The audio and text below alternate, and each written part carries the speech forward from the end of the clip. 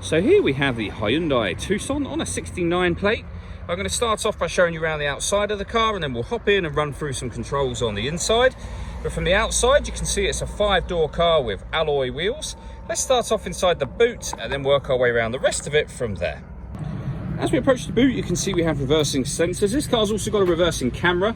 Plenty of boot space as well, along with that 60/40 split folding rear seat, should you wish to increase this space even further. And then underneath this tray section, we have a space saver spare wheel. Okay, so we're just going to work our way back round to the front of the car, and then we'll hop in and run through some controls on the inside. But now that we've done a full circle of it, you can see it's in excellent condition the whole way round. Just briefly before we climb in, I think it's well worth seeing the interior from this exterior point of view. There's plenty to run through on the dashboard, so let's hop in and we'll do that now. Okay, now that we're inside the car, we're going to start with the dials. On the left-hand side, we have the rev counter, and on the right-hand side, the speedometer and fuel gauge. In the middle, you can see the total miles for this car, which are 1,951. Above that, we have a digital readout for the speedometer. The information displayed there can be changed using buttons on the steering wheel. So we're on the kind of fuel economy and driving data menu there at the moment. There are other menus available, so satellite navigation, tyre pressures, user settings, and then back round to the beginning again. And the buttons I was using to do that are just here. We've then got cruise control and speed limiter over that side. On the left-hand side, we have stereo controls and phone controls, including voice activation for your phone.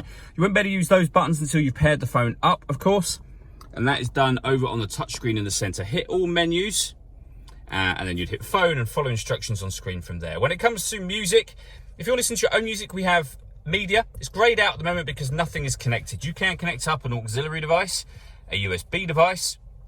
You can stream your music wirelessly via Bluetooth audio, and this car's got Android Auto and Apple CarPlay depending on the phone that you've got. Or you can listen to the radio.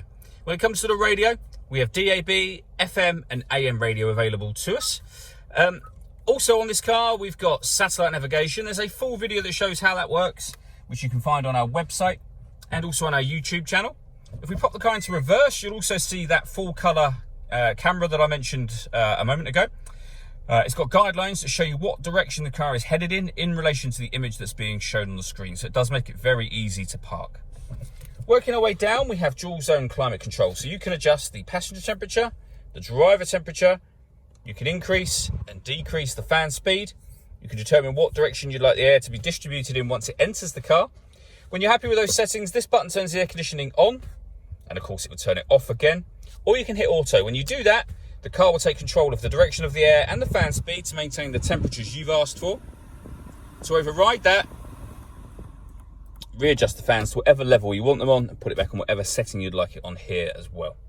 Underneath that, we have two 12-volt charging sockets, as well as the auxiliary and USB inputs that I mentioned a moment ago.